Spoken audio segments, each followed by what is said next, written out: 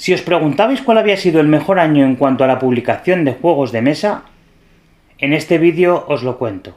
Soy Miguel de Jugar o No Jugar.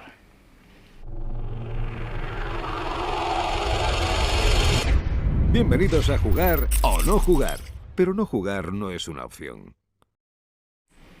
La idea de este vídeo surge de un vídeo anterior que hicimos en el cual hablábamos de los juegos que más nos habían gustado en el siglo XXI y analizábamos desde el año 2000, sí es cierto, nos equivocamos, teníamos que haber empezado en el 2001, hasta el año 2024, donde Bea y yo decíamos cuáles eran nuestros juegos favoritos. En algunos coincidíamos y en otros no. También surge de unas conversaciones con amigos, compañeros, en los cuales yo al menos y otros compañeros también teníamos la sensación de que este año 2024 estaba siendo un año muy flojo en cuanto a la publicación de juegos de mesa. No en cuanto a la cantidad, sino en cuanto a la calidad de los mismos. Así que yo pensé, bueno, si este año ha sido relativamente malillo o flojete, digamos, ¿cuál ha sido el año más fuerte? El criterio que utilicé no fue un criterio personal de qué año me gustaba a mí más, sino que entré en la BGG, en la Board Game Geek, vi el ranking de los 100 primeros de la BGG y como tengo mucho tiempo libre por las mañanas, me dediqué a apuntar cada uno de los juegos en qué año salía y ver qué año es el que tenía más juegos. Y sin más, ese año fue el año 2016. Así que en este vídeo os voy a decir los 11 juegos que había entre los 100 primeros de ese año 2016, alguno más que me puedan haber gustado a mí, y al final os daré una conclusión si es o no es mi año favorito en cuanto a juegos de mesa se refiere. Empezamos. En la posición número 7 nos encontramos con Terraforming Mars. Terraforming Mars es un juego de cartas, es un Eurogame del señor Frixelius, donde tomamos el papel de diferentes corporaciones donde trataremos de terraformar Marte, participando en diferentes tipos de proyectos, haciendo que Marte sea un lugar más habitable. Para ello nos tendremos que centrar en varios parámetros, en el nivel de oxígeno, en la temperatura y en la cobertura oceánica. Es un juego que ya lo he dicho en muchas ocasiones, que a mí no me gusta nada, y no sé por qué, porque es un juego que tiene todo lo que es necesario para que a mí me guste. Es un juego de combos, es un juego de cartas, pero chicos, ¿qué le vamos a hacer? Es un juego asimétrico. A mí en general los juegos asimétricos, yo como buen llorón que soy, siempre pienso que me toca lo peor. Es un juego que pasan muchas cartas por mis manos y debe ser que no las sé gestionar. Y es un juego que a mí se me hace muy largo porque no sé cuánto va a durar. Depende de cómo se vayan subiendo los 3 parámetros que os he mencionado anteriormente. Y bueno, pues oye, es un juegazo, está el número 7 de la BGG, así que malo no puede ser. Pero es un juego que a mí personalmente no me gusta y punto. Número 9. En el número 9 tenemos Star Wars Rebellion. Es un juego de un conflicto épico entre el Imperio Galáctico y la Alianza Rebelde. ¿Estas palabras a mí me dicen algo? No, para mí son palabras en chino mandarino, porque no me gusta Star Wars. No he visto ninguna película de Star Wars, ni me atrae en absoluto el universo de Star Wars. Así que entenderéis que no os puedo hablar mucho más de este juego, que es un juego que, si tiene minis y es de Star Wars, es que ni lo miro. Pero está en la posición número 9 de la BGG. En la posición número 15 tenéis un juego que me gusta y me gusta mucho. Estoy hablando de Great Western Trail. En este juego nos situamos en Estados Unidos en el siglo XIX y los jugadores tomamos el papel de rancheros que tendremos que coger nuestras vacas y venderlas, llevarlas desde Kansas City hasta Texas, para obtener dinero y puntos de victoria que nos harán ser el ganador. Es un juego de mecánica deck building donde nos iremos moviendo por el tablero. Tenemos un determinado número de movimientos, quiero recordar que eran 3 y pueden mejorarse a lo largo de la partida, e iremos parando en diferentes losetas para hacer las acciones que hay en esas losetas. A lo largo del juego podremos ir poniendo más losetas para tener mejores acciones y obligar a otros jugadores a que pasen por esas losetas y a lo mejor te tengan que pagar peajes, y tendremos que ir contratando diferentes tipos de ayudantes. Podemos contratar ganaderos, podemos contratar artesanos, podemos contratar ingenieros para mejorar edificios, para poder coger más vacas distintas y mejor de precio para poder mejorar y mover más en el tren y poder llegar más lejos a la hora de vender nuestras vacas. Y es una especie de juego con mecánica deck building de carreras, donde vamos a ir subiendo y bajando por el tablero para vender el mayor número de vacas, hasta que lleguemos al final de la partida y el jugador con más puntos de victoria gana. Es un juegazo. A mí personalmente, como ya dijimos en el vídeo de los mejores juegos, de los juegos que hemos probado en este mes de octubre, me gustó un poquito más el Great Western Trail Argentina, y del Great Western Trail Nueva Zelanda no os puedo hablar porque no lo he probado. Pero a mí es un juego que me gusta mucho. Posición 17. En la posición 17 tenemos un juego del señor Stonemaier que se llama Stite o como leche se pronuncie. Estamos ante un juego de construcción de motores, está ambientado en una historia alternativa en los años 20.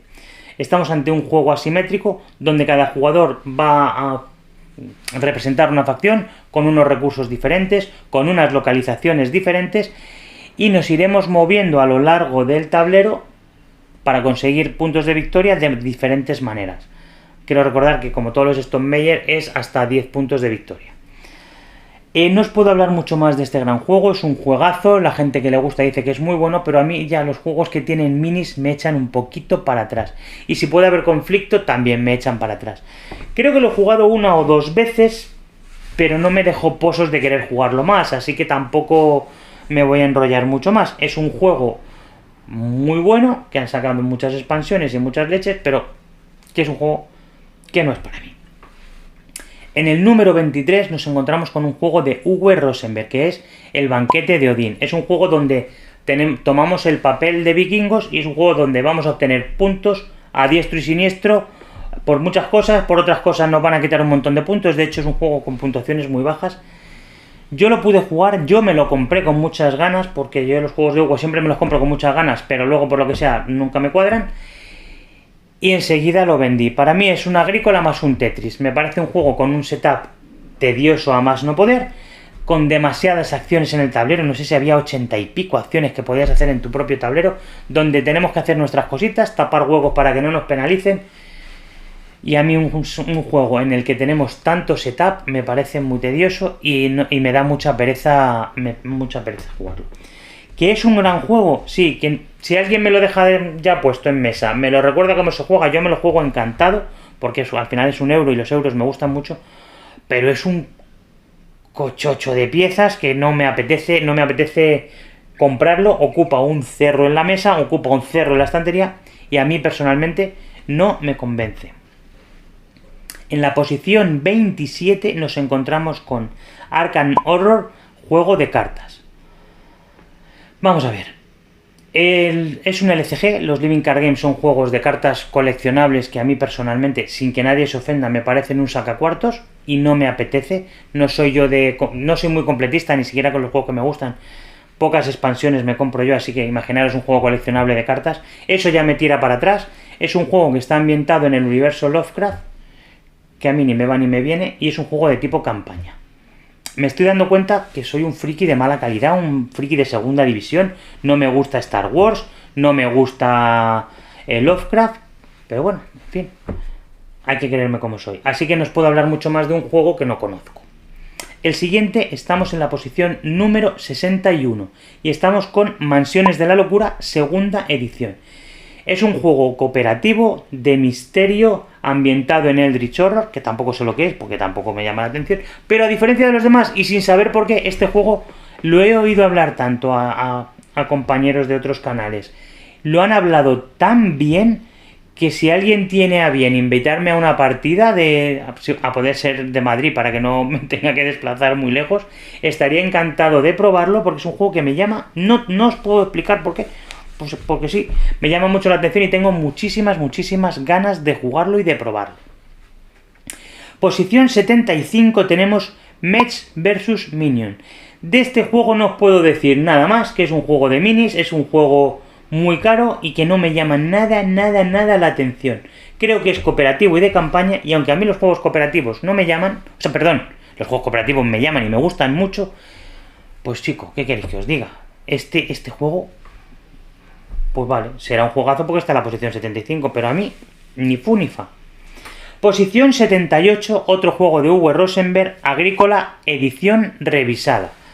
Estamos en una época en el siglo XVII, somos granjeros, vivimos en pareja, somos dos granjeros, granjeras o como lo queramos llamar, y tenemos que hacer infinidad de acciones. Tenemos que cultivar, tenemos que intentar aumentar nuestra población, tenemos que dar de comer a la gente, tenemos que construir cosas, etcétera. Es un juego clásico de toda la vida, un gran euro, menos denso para mi gusto que el Banquete de Odín, pero que tampoco en mi casa ha terminado de cuajar.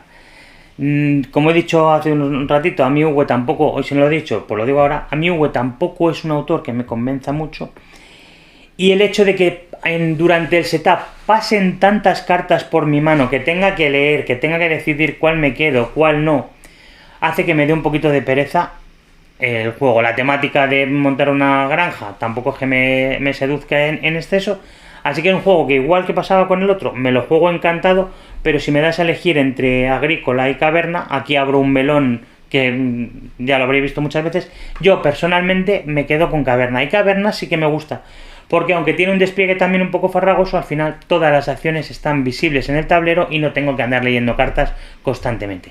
Aún así, Agrícola es un juego que sufro mucho, porque de lo único que estoy pendiente es de que la gente no pase hambre, y no hago un motor de juego a lo mejor lo más óptimo posible y palmo siempre. Pero aún así, insisto, igual que pasaba con el Banquete de Odín, si os gustan mucho los juegos Eurogames, son juegos que tenéis que probar, sí o sí. En el número 84 nos encontramos con un juego de mecánica deck building. Nosotros pudimos descubrir esa mecánica deck building a través de Dominion y es una mecánica que nos gusta. Repito, en el número 84, que no lo he dicho, tenemos Clank. Clank es un juego que a mí me gusta mucho. Es un juego muy sencillo, como decía, de mecánica deck building, donde nos ponemos en el papel de una serie de ladrones y a través de nuestras cartas tendremos que ir moviéndonos para bajar a una serie de cuevas, para poder derrotar una serie de monstruos, coger unos tesoros y sobrevivir y volver a casa, por decirlo de alguna manera. Es una carrera porque, claro, todos vamos a ir bajando a las profundidades de una cueva para coger esos tesoros y subir, pero si a lo mejor hay alguien que sube demasiado pronto, puede ser que por el camino haya jugadores que no les dé tiempo a subir. Y eso, si te pilla en la superficie, puede ser malo pero salvable, pero si te pilla dentro de la cueva, al final no puntúas y no tienes puntos de victoria. A mí me parece un juego muy divertido, a mi hijo le gusta mucho y eso para mí es muy importante porque así interacciono más con él.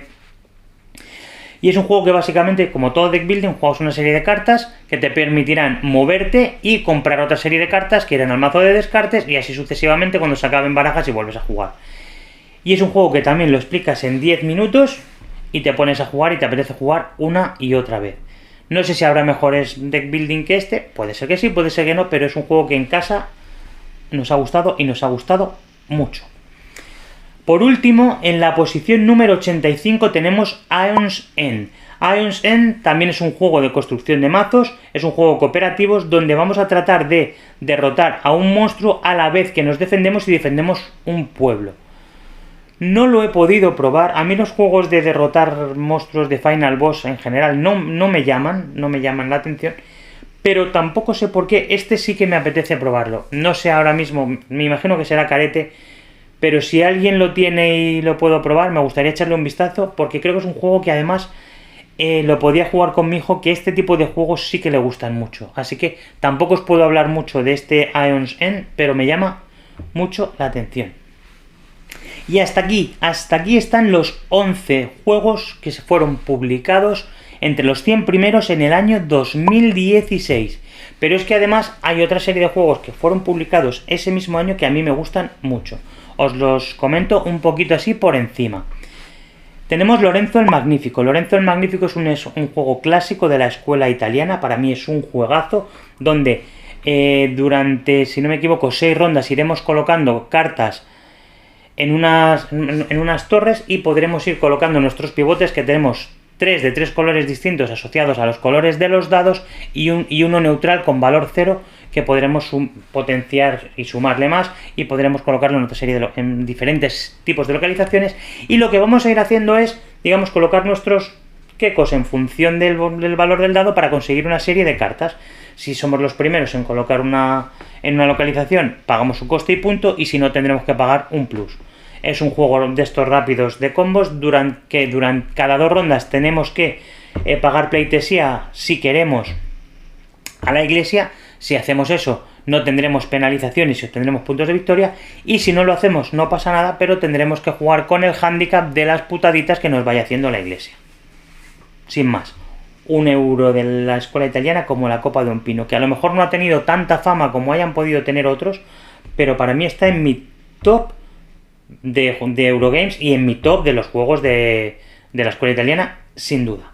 Otro juego que salió en este año 2016 fue Pandemic Iberia. A nosotros Pandemic, ya lo hemos dicho hasta la saciedad, son juegos que nos gustan mucho, tenemos muchos, y Pandemic Iberia es el Pandemic favorito de mi hijo. La mecánica es exactamente la misma, pero transcurre en la península ibérica, hay acciones diferentes, alguna acción diferente, hay personajes diferentes, y es un juego al que tenemos mucho cariño, en especial porque le gusta a mi hijo, y este año además porque el autor Matt Leacock nos lo pudo firmar en la Feria de Córdoba, y nos regalaron unas cartas promocionales, así que pues por esos 2 motivos ya hacen que además el juego tenga un pequeño plus.